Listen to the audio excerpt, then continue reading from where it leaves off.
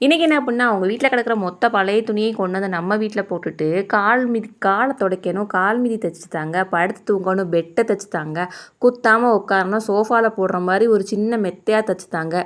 இப்படிலாம் வர்றாங்க. இப்போ நம்மள்ட்ட ரீசெண்டாக கஸ்டமர்லாம் ஒரு ப்ளவுஸை வந்து கட் பண்ணி ஸ்டிச் பண்ணால் கூட எனக்கு ஈஸியாக ரூ. 200 கிடச்சிரும். ஆனால் இது ஒவ்வொரு துணியாக கட் பண்ணி எல்லாத்தையும் ஒன்றா சேர்த்து அதை நான் ஸ்டிச் பண்ணுறதுக்குள்ளே எனக்கு போதும் போதுன்னு ஆயிடுது.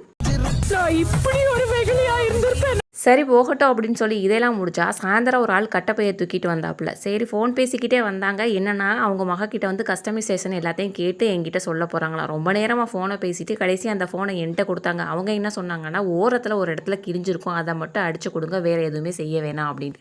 10,000 துணி வாங்கி ஒரு பெரிய பொட்டிக்கில் ஸ்டிச் பண்ண கொடுக்குறவங்க கூட இவ்வளோ கஸ்டமைஸ் சொல்ல மாட்டாங்க. வேலை இவங்க பார்த்தா லென்த்தாக அடுக்கிக்கிட்டே போகிறாங்க. கடைசியாக பார்த்தா ஓரத்தில் கிழிஞ்சிருக்குது, தைக்கவா? அதுக்கு எதுக்குமா அங்கே 1/2 மணி நேரம் ஃபோன் பேசி என்கிட்ட வேறு 1/2 மணி நேரம் ஃபோன் பேசுறியே?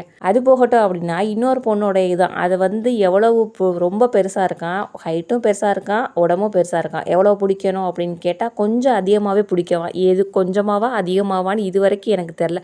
சரி 2 ஸ்டிச்சை போட்டு கொடுத்து விட்டா பத்தாமல் போயிடுச்சுன்னா பிரிக்கிறதுக்கும் நம்மக்கிட்ட தான்